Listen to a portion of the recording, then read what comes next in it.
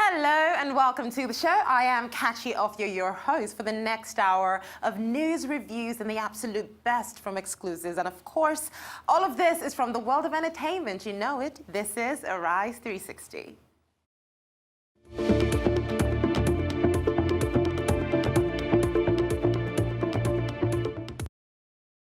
Now, we've got another great show in store for you because, as always, I'll be telling you what's been going on in every single corner of entertainment. So coming up today on Arise 360, first, I will be telling you about the hottest topics causing trouble on our daily trip around the world. And then the music industry keeps us interested 24/7.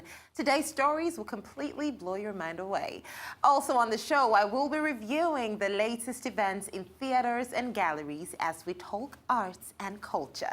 And finally, Arise correspondent Judita De Silva will join us live from London, and she'll be telling us what's causing a stare in film and television. All that and so much more right here on Arise 360.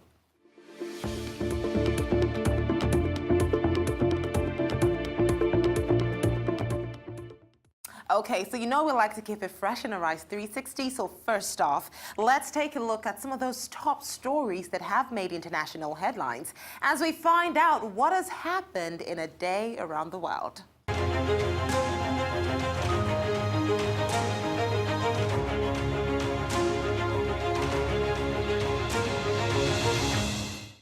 So starting off in America, it is official. Kevin Hart is definitely the man of the season. I mean, he has no reason to lament being left out of the Oscars, yes. But he is the second comedian in Forbes' world's highest paid comedians of 2018 list, with his earnings totaling $57 million. I mean, first would have been perfect. But for Kevin Hart, this is definitely a huge deal. He has been steady on top of his game, to be honest. So he came in second after Jerry Seinfeld by just 500,000. And just so you know, Kevin Hart once bit him as #1 back in 2016. And also, Kevin Hart became a new dad this year. So it's just the best way to cap off a good year. And staying in America, actress and new mother, rather, Rachel McAdams is making headlines for a very recent photo shoot she did. Now, it is quite interesting because it features her connected to a breast pump. Now, you're probably thinking, what's so big about the picture? Well, McAdams, who gave birth to her first child, a son, earlier this year, was recently featured in Girls, Girls, Girls magazine. Now, the founder and editor of the publication, Claire Rosting, took to Instagram to share why she thinks it's really important. It basically just stemmed from society's immensely flawed perception of breastfeeding. It should not be something to be ashamed or scared of. Rachel McAdams emphasized that it's something so natural, so normal, and so amazing. Now, it turns out a breast pump is also a great accessory with Versace. And now let's go over to Latin America. So we're excited about this because a happy and healthy Selena Gomez is throwing herself back into normal life since leaving the treatment facility she entered about 2 months ago. Now, we were worried as to how she was going to come back, but recently, the singer was photographed for the very first time since her entry to rehab. She was smiling, laughing with her friends as they went on a hike in the Malibu Hills on Wednesday. Now, we have to point out the fact that she was toned and in great shape, and the 26-year-old looked absolutely amazing for her outing. She entered a treatment facility at the beginning of October after she suffered an emotional breakdown following multiple hospitalizations due to issues related to lupus and her kidney transplant last year. Her rehab stay also followed the surprise marriage of her ex-boyfriend Justin Bieber to model Hailey Baldwin. Well, we're excited she's okay. Now let's go to Asia, where a Thai social media influencer who criticized a gown worn by her country's Miss Universe contestant could just end up in court after another completely different online personality filed a complaint with the police, charging that her thumbs down fashion comment defamed the royal family. So Miss Universe Thailand, Sofida Kataring, wore the gown during the promotional event that was also part of the pageant.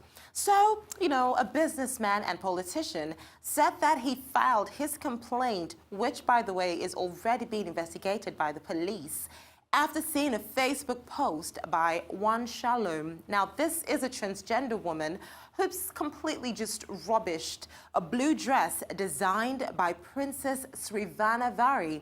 Now, she is a daughter of King Maha Vajiralongkorn.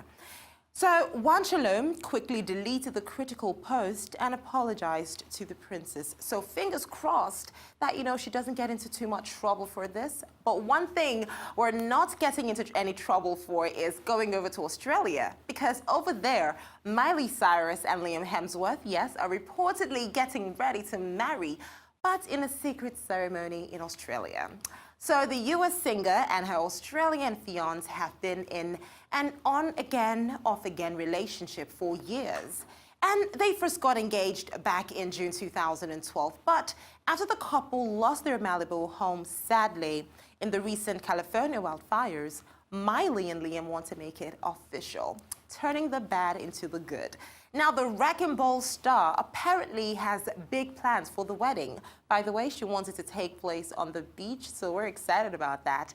It was apparently Miley's suggestion that the lovebirds tie the knot in Australia instead of her native Tennessee. True love is beautiful. Well, let's go over to Europe, where we're seeing true love in action. So as Brexit rapidly approaches, a pro-European Union boy band has made its debut with a ballad to the British people, pleading for them to come back to us because the love is not over. So the 5-member Bray Union Boys, formed by a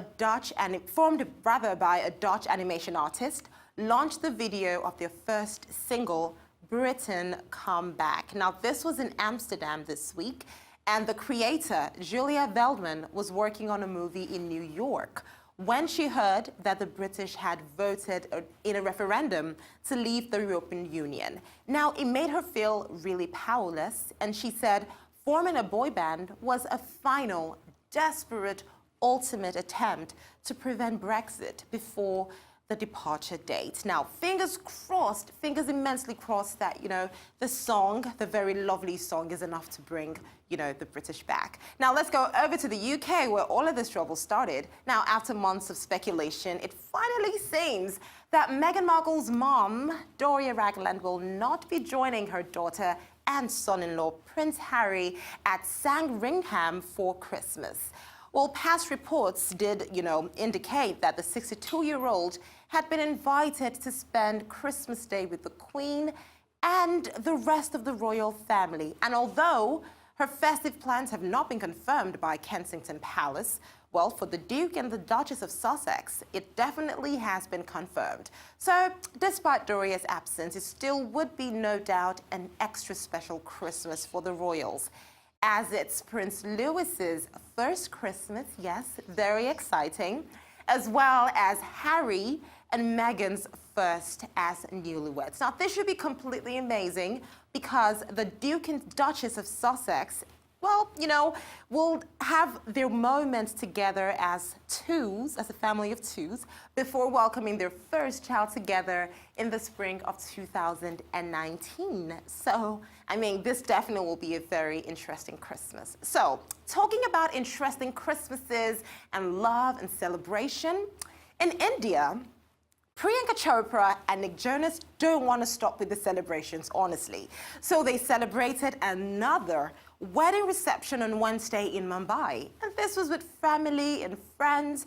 So Chopra, whose acting career started in Bollywood, married Hollywood's Jonas earlier this month in Jodhpur's Umaid Bhawan Palace, and it was with a string of celebrities in attendance. So it is the first marriage for the 36-year-old Chopra and 26-year-old Jonas. It's a really, really interesting combo. The couple had been posting social media photos of themselves amongst family and friends in India for more than a month, and guess what? It looks like we're about to be even served with more pictures. Well, we can't complain. You know, they're a beautiful couple. Well, finally, let's get down to Africa. South African singer Vusumuzi Mwenya, also known as Mavusana, was announced dead on Tuesday when he turned 46. Now, the veteran Kwaito singer was found in his hotel room in Port Elizabeth, South Africa. It was further reported that the singer was traveling with an entourage of 15 people and had gone to bed on Monday at about 9 p.m. He was, however, found dead when his entourage checked on him to sing him a happy birthday song. Now, although medical reports on the cause of the singer's death is yet to be made public, as you can imagine, tributes have been pouring in for the singer, who was a member of the popular 1990s trio Oda Mista. Well, that is sad. Also in Africa, Sade Adu, Nigerian-British soul singer, has made the Oscars 2019 shortlist for the Best Original Song.